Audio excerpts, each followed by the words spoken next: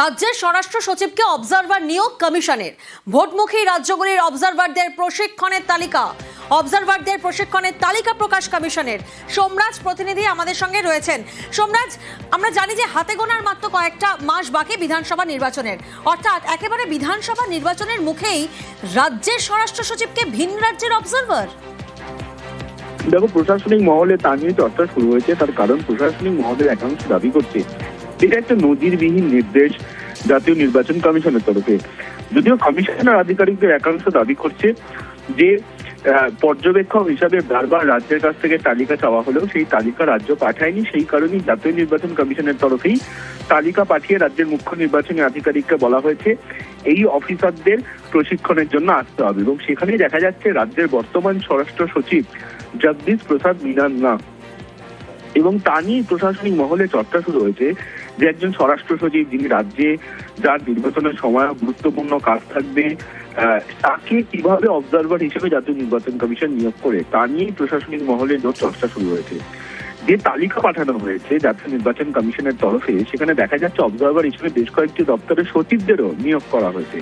অন্যদিকে আইপিএস দের মধ্য থেকে যে তালিকা পাঠানো হয়েছে সেখানে দেখা যাচ্ছে এমন কয়েকজন আইপিএস রয়েছেন যারা কয়েকটি কমিশনারেটের পুলিশ কমিশনার হিসেবে দায়িত্বে রয়েছেন। ফলত তারাও যখন রাজ্যে বিধানসভা ভোট হবে সেই সময়েও ভোট পরিচালনার দায়িত্বে তাদের দায়িত্ব থাকবে। সেই জায়গা থেকে দাঁড়িয়ে তারা কিভাবে অবজারভার হিসেবে কাজ করবেন, গোটা বিষয়টি নিয়ে প্রশাসনিক মহলে চর্চা শুরু হয়েছে। যদিও রাজ্যের মুখ্য নির্বাচনী আধিকারিককে জাতীয় নির্বাচন কমিশনের তরফে চিঠিটি পাঠানো হয়েছে। এই চিঠির প্রেক্ষিতে অবশ্য এখনো পর্যন্ত নবান্নের তরফে কোনো প্রতিক্রিয়া পাওয়া যায়নি, বা গোটা বিষয়টি নিয়ে নবান্নের কি অবস্থান তা এখনো পর্যন্ত নবান্নের তরফে জানানো হয়নি। কিন্তু যেটা মনে করা হচ্ছে বা যেটা সূত্র মারফত জানা যাচ্ছে, জাতীয় নির্বাচন কমিশনের তরফে এই নির্দেশিকা নিয়ে ইতিমধ্যেই চর্চা শুরু হয়েছে প্রশাসনিক মহলে। যেভাবে রাজ্যেরই এক স্বরাষ্ট্র সচিবকে জাতীয় নির্বাচন কমিশন অবজারভার হিসেবে নিয়োগ করছে, যদিও কমিশনের আধিকারিকদের একাংশ বলছেন এতে অন্যায়ের কিছু নেই, কারণ কমিশন মনে করলে যে কোনো আধিকারিককেই অবজারভার হিসেবে নিয়োগ করতে পারে। আগামী ফেব্রুয়ারি মাসের প্রথম সপ্তাহেই মূলত এই প্রশিক্ষণ রয়েছে, যেখানে পশ্চিমবঙ্গ, কেরল, তামিলনাড়ু, আসামের মতো রাজ্যগুলিতে বিধানসভা ভোটের জন্য এই প্রশিক্ষণ হবে। অবজারভারদের সেই তালিকাতেই রয়েছে রাজ্যের স্বরাষ্ট্র সচিবের নাম। একেবারে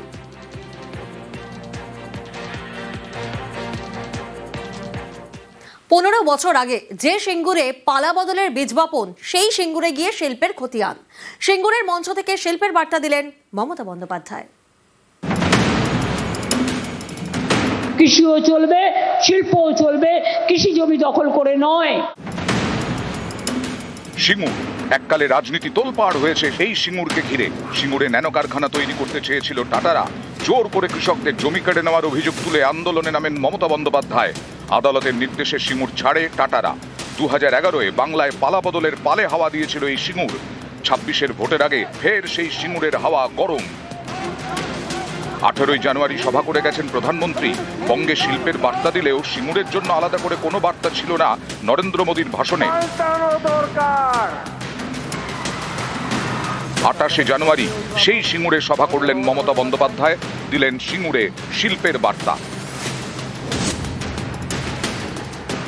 কর্মসংস্থানের লক্ষ্যে এখানে 8 একর জমির ওপর 9 কোটি 20 লক্ষ টাকা খরচ করে সিঙ্গুর অ্যাগ্রো ইন্ডাস্ট্রিয়াল পার্ক গড়ে তোলা হয়েছে।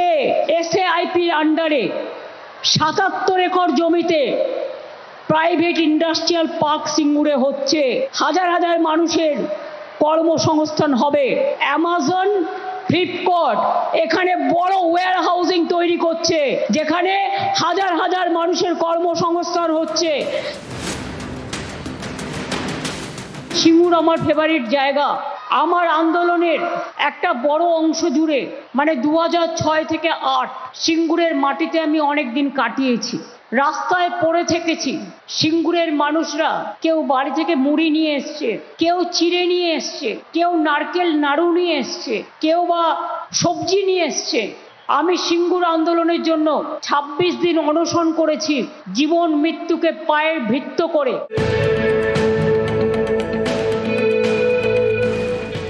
সিঙ্গুরের মঞ্চ থেকে এদিন ঘাটাল মাস্টার প্ল্যানের শিলান্যাস করেন মমতা বন্দ্যোপাধ্যায়।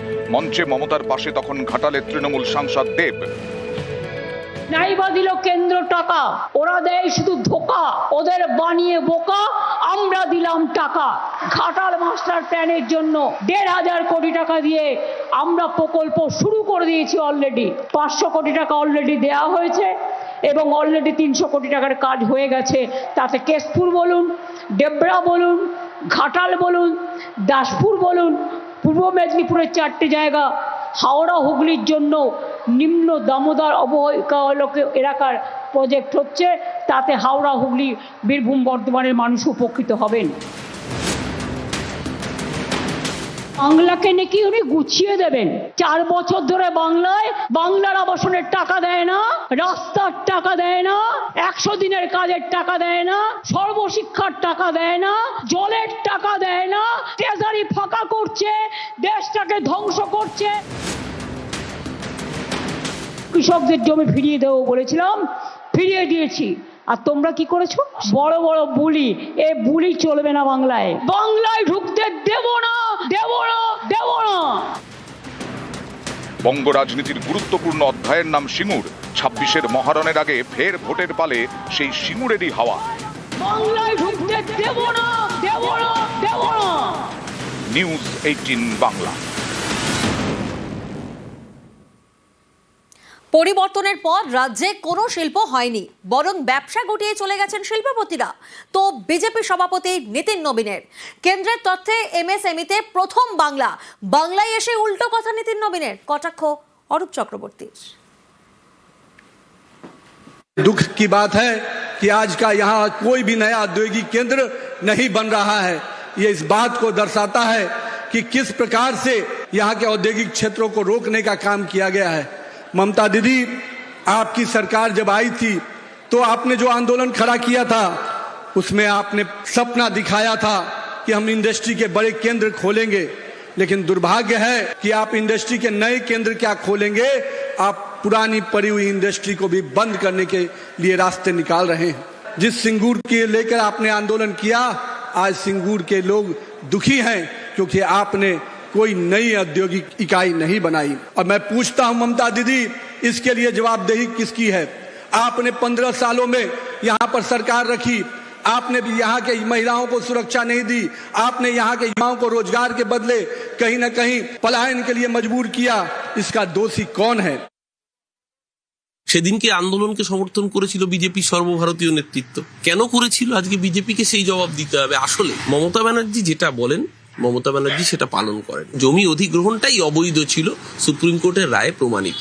যেই জমি অধিগ্রহণই অবৈধ, সেই অধিগৃহীত জমিতে কোনো গায়ের জোরে গরিবের রক্তের উপর দিয়ে কারখানা হতে পারে না। নিতিন নবীন উত্তর দিতে পারবেন যে গুজরাটে সানন্দে যেখানে ন্যানো কারখানা নিয়ে গেছিল সেখানে বছরে কটা ন্যানো কারখানার গাড়ি তৈরি হয়? বিগত 8 বছরে কেন ন্যানোর প্রোডাকশন বন্ধ হয়ে গেছে গুজরাটের সানন্দে? উত্তর দিতে পারবেন। টাটা মোটরসের এমডি এন চন্দ্রা তিনি নবান্নে এসে মুখ্যমন্ত্রীর সাথে দেখা করে পশ্চিমবঙ্গে অটোমোবাইল ইন্ডাস্ট্রি সেটআপ তৈরি করার জন্য প্রস্তাব রেখেছেন। কেন্দ্রীয় সরকারের এমএসএমই তথ্যেই তো দেখা যাচ্ছে যে পশ্চিমবঙ্গ ভারতবর্ষের মধ্যে প্রথম। নিতিন নবীন আগে প্রশ্ন করুক সেই মন্ত্রককে যে তারা পশ্চিমবঙ্গকে সার্টিফিকেট দিচ্ছে আর এখানে এসে তাকে উল্টো কথা কেন বলতে হচ্ছে।